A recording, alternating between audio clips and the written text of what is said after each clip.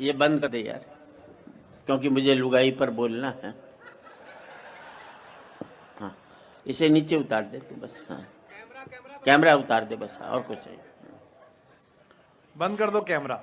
मैं सबसे कम उम्र का कवि हूँ, अच्छा, क्योंकि मैं बची हुई उम्र की बात करता हूँ, खर्ची हुई उम्र की बात नहीं करता। आह, संपत्ति वो नहीं होती जो आपने खर्च कर ली, संपत्ति वो होती है जो आपकी बची हुई है। तो बची हुई संपत्ति मेरे पास सबसे कम है, इसलिए मैं सबसे कम उम्र का कवि हूँ, सीधी सी। और एक बात बता दूं कि मुझे वरदान मिला हुआ है कि जो मेरी बात पर ढंग से ताली नहीं बजाता वो अगले जन्म में घर घर जाकर ताली बजाता है। कमाल हो गया। अब तू यार नीचे उतर तो जा। हाँ ठीक है, नीचे उतर ले बस, मेरी छाती पर काय को खड़ा बेकर दे। कुमार विश्वास की राष्ट्रीय रचना मैं बताऊं, मैंने जिंदगी में कभी माँ पर कविता नहीं लिखी,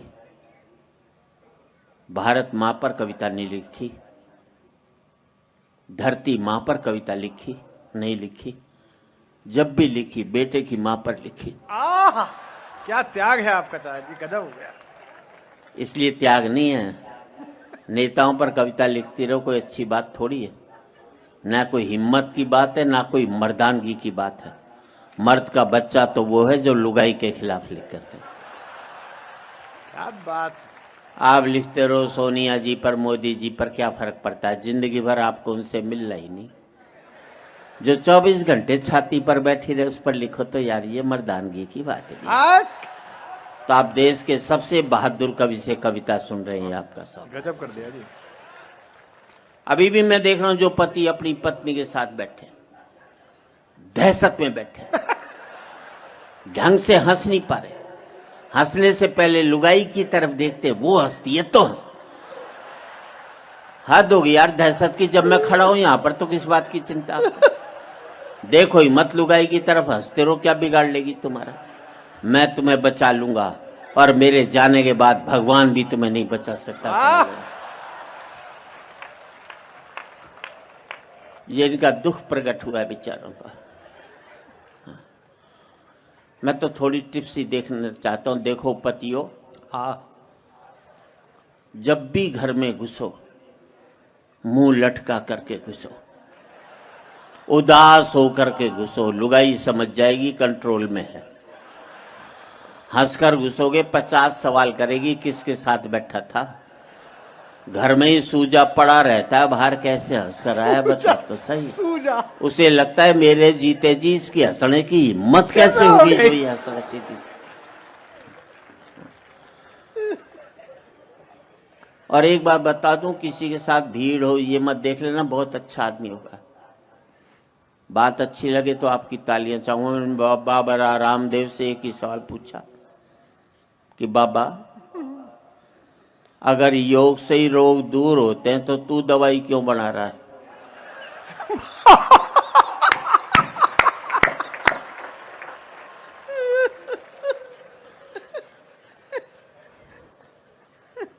मैं आदरणीय रमेश साहा जी के प्रति आभार व्यक्त करता हूं।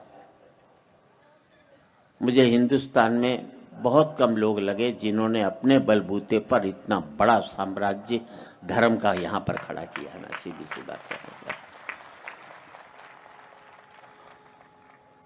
और इसलिए भी नमन करता हूं कि मुझे एक बहुत बड़े जैन संत ने कही है कि बाहर का नहीं जीता है जिन्होंने भीतर का युद्ध, उन्हीं में से बनता है कोई महावीर कोई बुद्ध। वाह क्या बात है, बहुत अच्छा।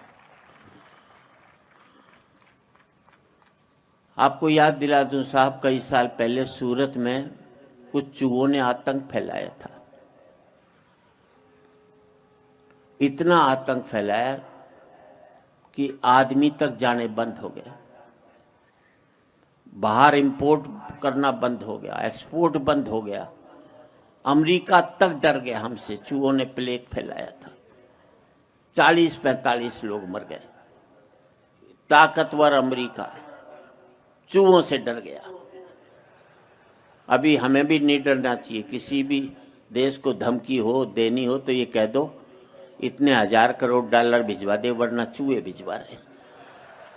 वो साला एटम बम वाला डल गया। और आपकी तालियां इस बात पर चाहूंगा साहब, कुछ चूहों ने 40-45 लोग मार दिए तो सारा संसार परेशान हो गया।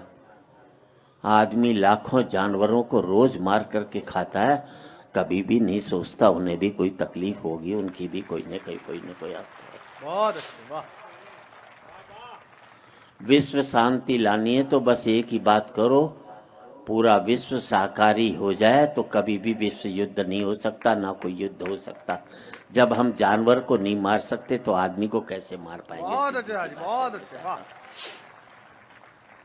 रमेश बोराना जी ने फोन किया यहाँ पर, मैं उनके भी प्रति आभार व्यक्त करता हूँ कि ठंड का मौसम चुना उन्हें हमें बुलाने के लिए और ये भी बता दिया पंडाल में ही तो है ये, आदमी का पंडाल नहीं हो तो क्या होगा, ईश्वर का पंडाल बना हुआ है ना, ये सीधी सी बात है, सीधी सी इसका बना हुआ, कोई ऐसी बात नहीं। हमारे तो हरियाणा में, मैं तो हरियाणा का हूँ, मरने के बाद गौग्रास निकालते हैं सुबह पहले, कड़कड़ाती ठंड, दिसंबर का महीना, लुगाई ने पति से कहा तालाब में जाकर नहाओ, वहां गीजर तो होते नहीं, मैं गौग्रास निकाल देती हूँ, गाय को दिया ना। पति बोला 2 जगह निकालिए, नहाता ही मैं भी मरूंगा। तो मेरी लुगाई को पता लग जाए कि मैं इतनी ठंड में यहाँ कविता पढ़ रहा हूँ तो मेरा तो गौग्रास निकाल ही दिया होगा उसने, और हो सकता है मुझे जाते ही मेरा ही थमा दे, बोले तू अपना खुद ही दिया जा करके, सीधी सी बात है। अगली बार और नए नए कवियों को बुलाना, पर ठंड ऐसी ही होनी चाहिए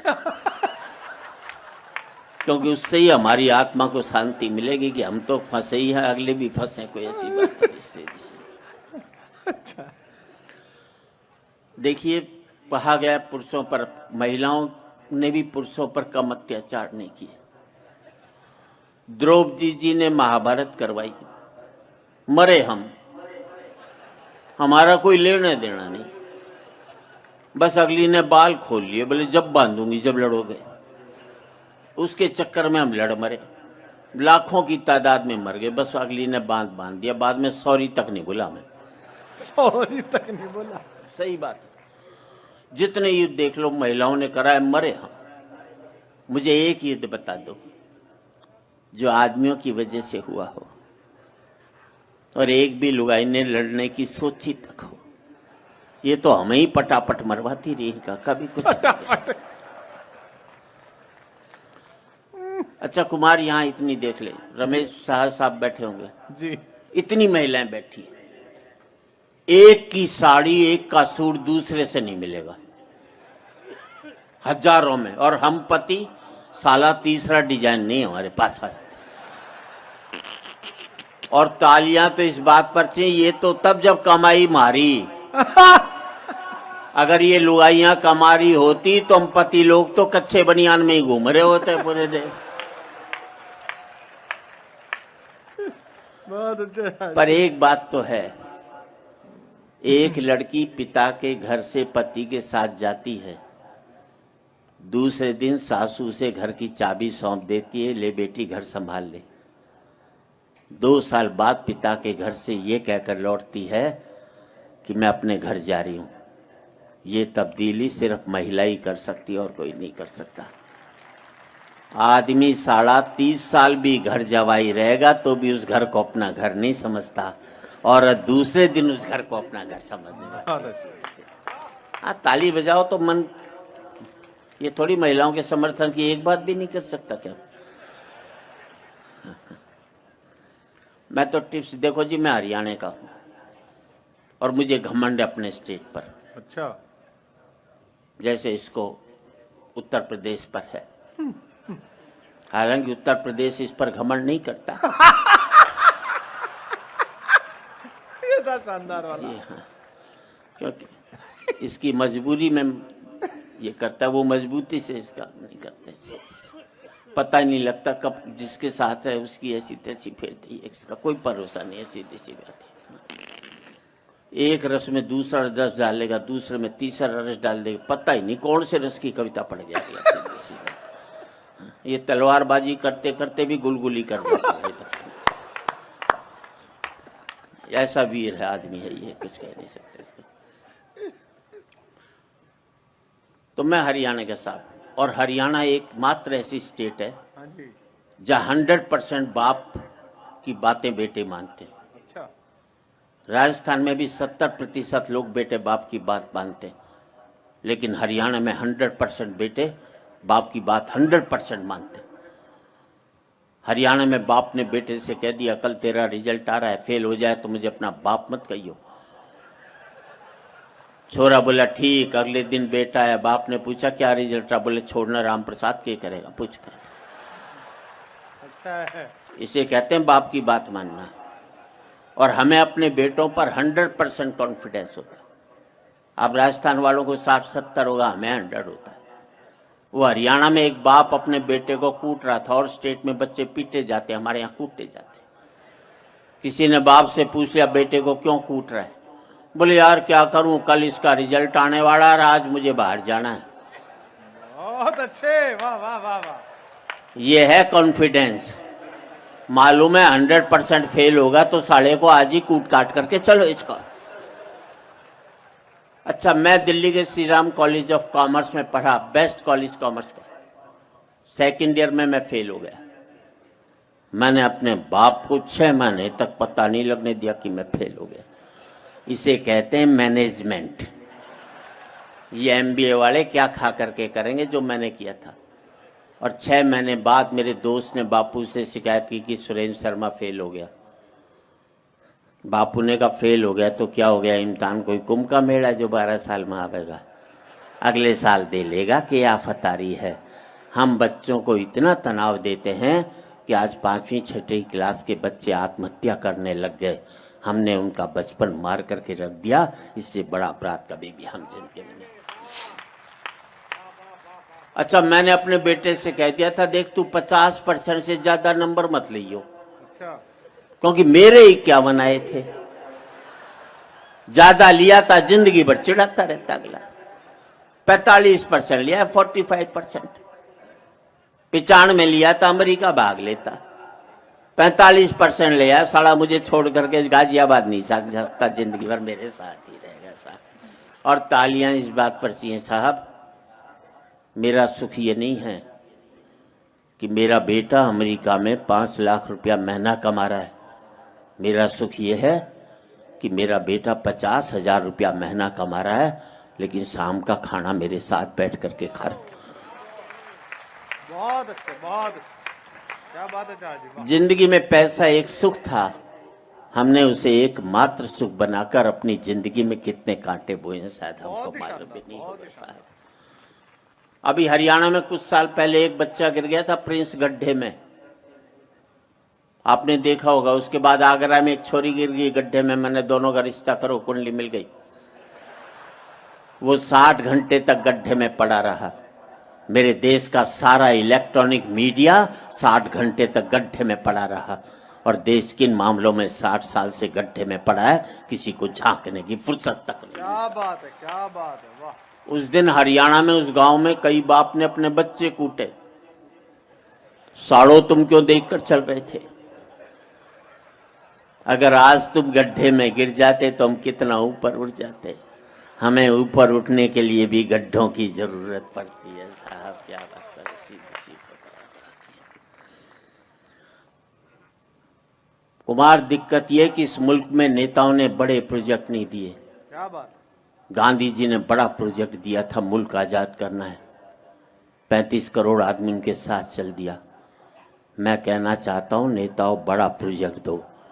125 करोड़ आदमी आपके साथ चलने को तैयार बैठा है। कैसा लगा? अब राहुल गांधी दलितों के यहाँ खाना खाते हैं, कोई राजा का प्रोजेक्ट है, छोटा प्रोजेक्ट। बात अच्छी लगे तो पूरे सदन की तालियां चाहूंगा। राजा का काम ये नहीं है कि दलितों के यहाँ खाना खाए। राजा का काम यह है कि इस बात में दिमाग लगाए कि दलित उसके जैसा खाना किस दिन खाना शुरू करेंगे। बहुत अच्छे, बहुत।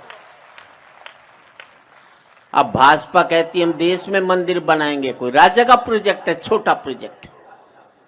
फिर आपकी तालियां चाहूंगा। राजा का काम ये नहीं है कि देश में मंदिर बनाए, राजा का काम ये है कि पूरे देश को मंदिर बनाए। बहुत शानदार जवाब। एक बड़ी सोच दीजिए मुल्क को। एक छोटी सी कथा कहता हूं। गिद्ध ने चकोर से कहा तेरी कोई जिंदगी है धरती पर बैठा सिर्फ चांद को ही ताकता रहता है। चकोर मुझे देख, मैं कितना ऊंचा उड़ता हूं, क्या मेरी उड़ान है? गिद्ध ने कहा और तू तो नीचे बैठा हुआ धरती पर बैठा हुआ चांद को ताकता है। तो चकोर ने जो गिद्ध को जवाब दिया उस पर आपका आशीर्वाद चाहूंगा। चकोर ने गिद्ध से कहा गिद्ध, ऐसी ऊंचाई और उड़ान से क्या फायदा जिसमें नजरें धरती पर पड़े मुर्दों को देखती रहती। क्या बात है, वाह वाह वाह वाह। मैं धरती पर रहता हूं लेकिन सोच में चांद रखता हूं। तू आसमान में उड़ता है लेकिन सोच में मुर्दे रखता है। आप कहां बैठे ये महत्वपूर्ण नहीं है, आपकी सोच कहां बैठी है वो आपको महत्वपूर्ण बनाती है। आपकी सोच बड़ी होती है तो एक मल्ला का बेटा भी बड़ा होकर के कलाम निकलता है इस मुल्क के अंदर। सीधी सी अच्छी बात पर अच्छी ताली बजनी चाहिए ताकि मंच अच्छी बात कह सके आप लोगों से।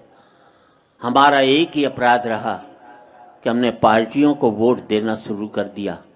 अगर हम अच्छे व्यक्ति को वोट देना शुरू कर देते तो हर एक पार्टी वाले अच्छे व्यक्ति को टिकट देना शुरू कर देते। बहुत अच्छा है, बहुत अच्छा। फिर इस मुल्क में पार्टियां चुनाव हारती, मुल्क कभी भी चुनाव नहीं हारता, क्योंकि जो भी जीत कर आते वो अच्छे लोग ही जीत कर आते। चलिए अभी महिलाएं बैठी, देखो महिलाओं के ऊपर कुछ तो कहना ही पड़ेगा मुझे, नहीं तो पति बेचारे किसके भरोसे प्रोग्राम में आएंगे। ये तो नेताओं की बात करते रहेंगे, सब कुछ करते रहेंगे। इन 4 लाइनों में मैंने अपने बच्चे को इतनी अच्छी शिक्षा दी कि कोई दे नहीं सकता, और इतनी अच्छी शिक्षा को इतने बुरे ढंग से कोई ले भी नहीं सकता। मैंने पत्नी से कही, पत्नी जी मैं छोरा ने राम बनने की प्रेरणा दे रही हूं, कितनो अच्छो काम कर रही हूं। कराड़ी बोली मैं जानो हूं थे छोरा ने क्यों राम बनानो चाहो, अहिया दशरथ बन के 3 गराड़ी लानो चाहो। पति बेचारा अच्छी शिक्षा भी नहीं दे सकता, पति कह लो बेचारा कह लो पर्यायवाची शब्द। और इन 4 लाइनों में जब मैं शेर को शिकार करके घर आने पहुंचो, बधाई की क्या बात है, शेर कोई घराड़ी से ज्यादा खूंखार थोड़ी होता।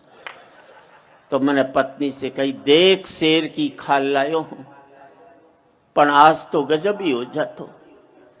एक मौको ऐसो आयो थो कि शेर मैं नहीं खा जातो। घराड़ी बोली ऐसो हो जातो तो मैं तो बर्बाद ही हो जाती, थारी तो खाल भी कोई काम में को नहीं आती। ये मर्दों की मार्केट वैल्यू है। 4 लाइन और सुना रही हूं। इन 4 लाइनों में इनकम टैक्स हाड़ा की चिट्ठी आई कि इस साल थे कवि सम्मेलन में जितनो भी कमायो बैंको ब्यूरो व टैक्स माने भिजवा दो। मैं जवाब लिखो इस साल कवि सम्मेलन में 1000 जूता पड़ा है, ऐको कितनो % भिजवाऊं? थे कहो तो सारा का सारा भिजवा दूं, और जहिया मेरे पड़े हैं वहीं पड़वा दूं। पर इनकम टैक्स वाला को जवाब आ गए तो कि मारे तो 2.5 लाख तक छूट है, अभी 1000 पड़े हैं, बाकी और भी खा सको, कोई दिक्कत की बात कोई। और इन 4 लाइना में घराड़ी कह रही ए जी थारो दोस्त रमेश अपनी घराड़ी से कितनो प्यार करे है, थे भी यहाँ कर सको के? मैं बोलो मेरी तो किस्मत ही खुल जाएगी, पण पूछ ले रमेश की घराड़ी तैयार हो जाएगी। ताली बजानी तो इकट्ठी जोर से बजाओ, ऐसे थोड़ी बात है।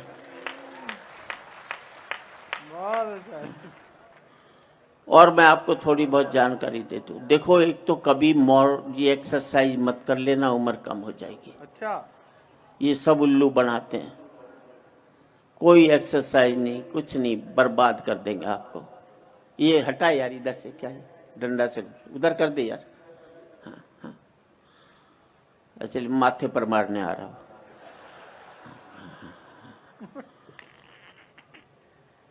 देखो मेरे रिसर्च वर्क है, इसलिए कहना चाहता हूं। देखो घोड़ा दौड़ता है, हाँ 20 साल जिंदा रहता है, अजगर पड़ा रहता है, 1000 साल जिंदा रहता है, उम्र कम हो जाएगी। और धार्मिक दृष्टि से भी देख लो, इस धर्म के स्थान पर बैठे हो, भगवान ने जितनी सांसें दी हैं उतनी लोगे, उससे ज्यादा एक भी नहीं ले सकते। अगर मानते हो तो ताली बजाइए।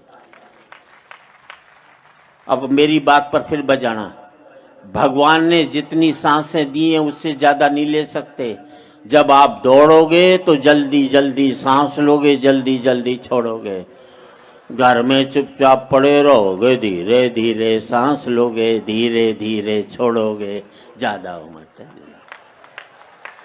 अब वही लोग ताली बजा रहे हैं जो मॉर्निंग वॉक पर नहीं जाते। क्या आज तो बचा दिया। खैर मोदी जी प्रधानमंत्री बन गए, मैं उन्हें बधाई देता हूं। वो भी मेरी तरह इंटेलिजेंट हैं। अच्छा, मेरे बाद देश में उन्हीं का ही नंबर आता है। 19-20 का फर्क हो सकता है, वो 19 हो सकते, मैं 20 हूँ। क्योंकि एक तो लुगाई मेरे साथ रहती है, फिर उम्र भी ज्यादा होगी। वो रा गोल्ड है, मैं तपा हुआ सोना, क्योंकि रोज लुगाई तपाती रहती तपाती, तो मैं तप गया। भाई ने ऐसी बात कह दी कोई पकड़ नहीं सकता। मैंने भी 40 साल पहले ब्याह वाले दिन अपनी लुगाई से ऐसी बात कही, आज तक पकड़ नहीं पाई। मोदी जी ने कह दिया अच्छे दिन आने वाले हैं। ना तारीख बताई ना सन बताए, बिगाड़ लो क्या बिगाड़ोगे इसको। मैंने भी अपनी लुगाई से कहा था तुझे प्यार करूंगा, 40 साल हो गए, रोज पूछी भाई कब करेगा, ये तो बता दे। मोदी जी बुलंदियों पर हमने पहुंचा दिया, टिके रहना तुम्हारा काम है, हमारा काम नहीं है। और बात अच्छी लगे तो यहां आप लोग बैठे हैं साहब, मोदी जी इस मुल्क को बुलेट ट्रेन की जरूरत नहीं है, क्योंकि फिजूल खर्ची कमाई के पैसे पर की जाती है, दान और उधार के पैसे पर कभी भी नहीं की जाती।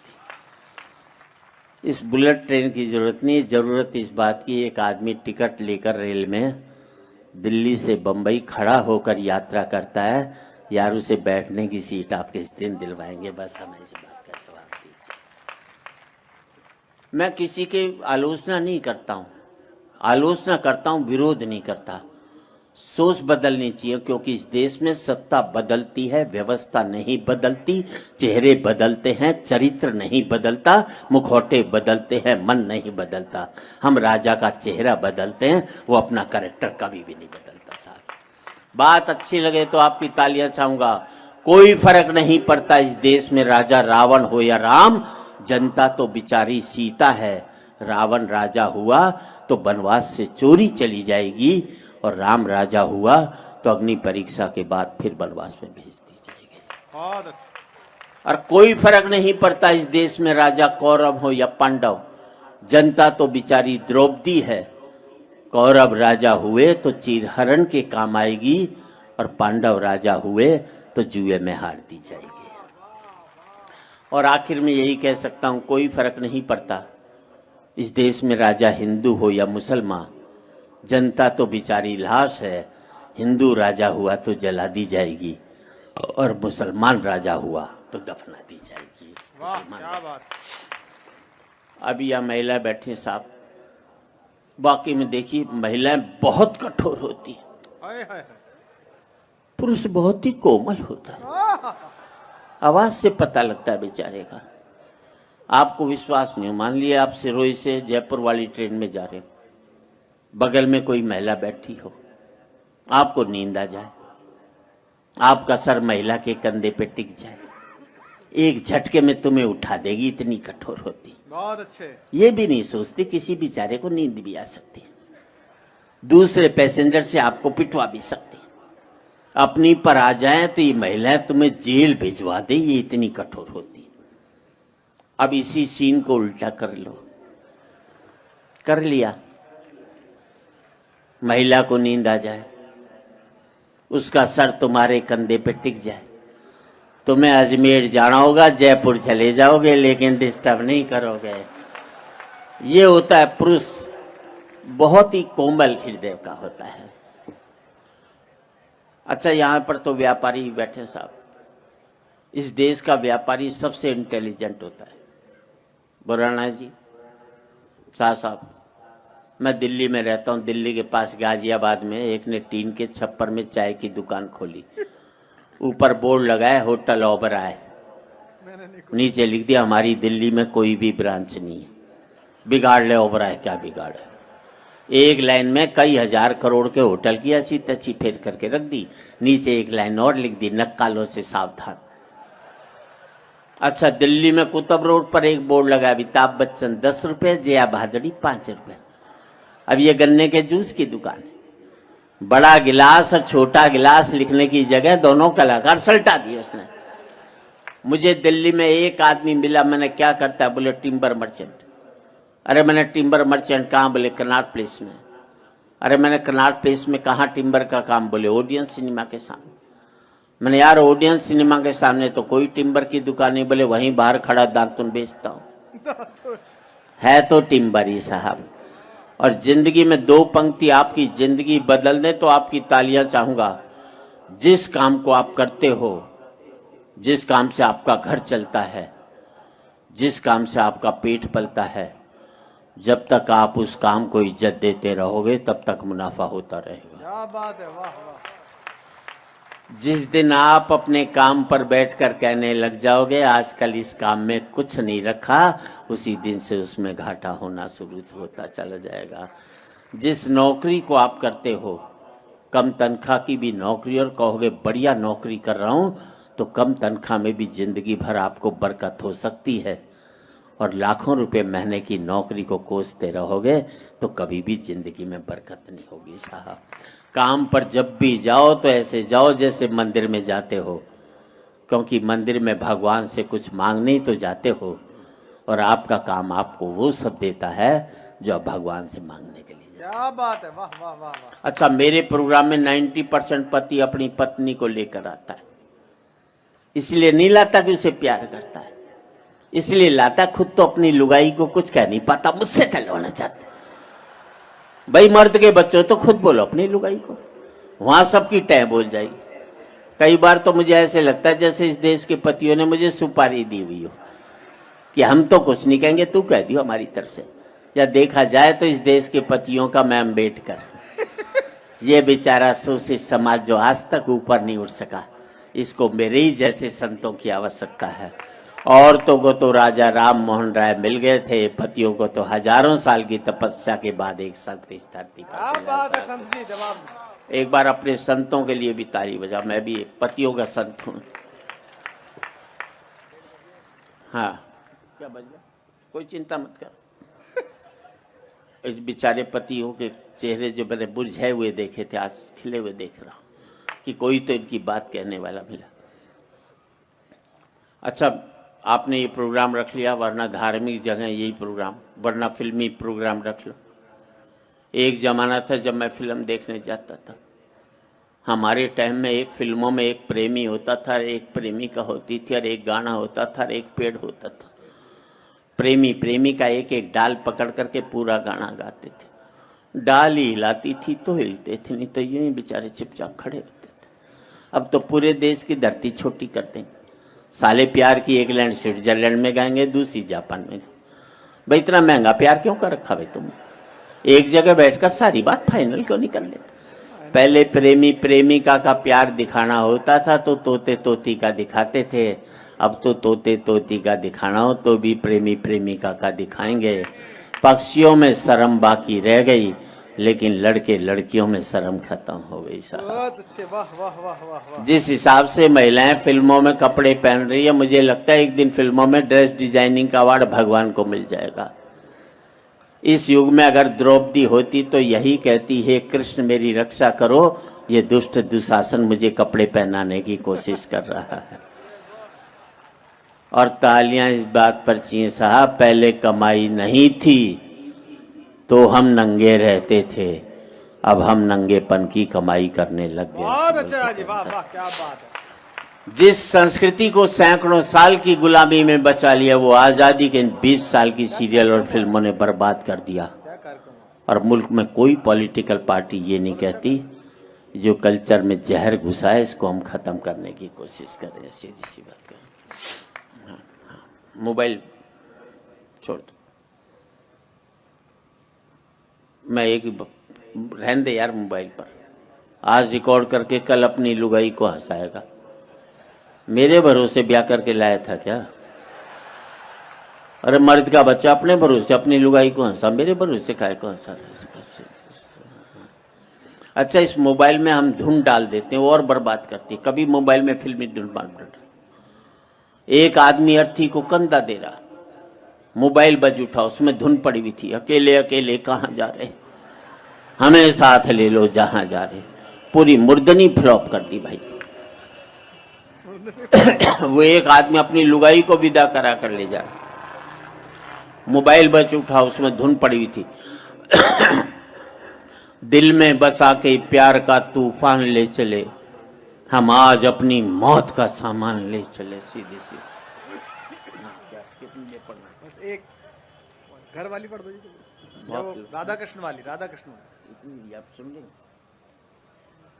ठीक है जी। मैं एक कविता, जरूरी कविता जो आपको सुनाना चाहता हूँ, बस एक ही विनती है, इस कविता के दौरान नहीं उठे, बस 10 मिनट की कविता, मुश्किल से 5 मिनट की भी कर दो, है नहीं, हो जाएगी 10।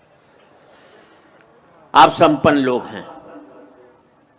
हास की कविता ने अगर मुझे प्रसिद्धि दी है तो इस कविता ने मुझे प्रतिष्ठा दी है, इसलिए मैं आपको सुनाना चाहता हूँ। वाह, ताली बजाओ, जहां रहो 100% रहो। आपको लगेगा इस कविता में आपका घर चल रहा है। लोग कहते हैं हम भारतीय हो जाए, मैं कहता हूं हम अपने भाई के नहीं हुए तो भारत के कैसे होंगे? क्या बात है, वाह वाह। आपको लगेगा इस कविता में आपका घर चल रहा है। एक कमरा था जिसमें मैं रहता था मां बाप के साथ।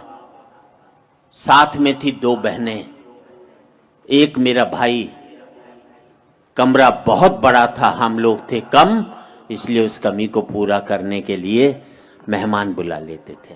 बहुत अच्छे, बहुत अच्छे, क्या बात। एक कमरे में मेहमान का स्वागत होता था। कोठी में मेहमान आते सोचते कब जाएगा। वाह, उर्दू के एक शायर ने कहा, एक वक्त था सोचता था मैं, मेहमान कोई आए तो खाना खाऊं, लानत है इस दौर पर सोचता हूं अब, ये शख्स चला जाए तो खाना खाऊं। हाय हाय हाय, वाह वाह। आपकी तालियों की जोर वही होना चाहिए साहब।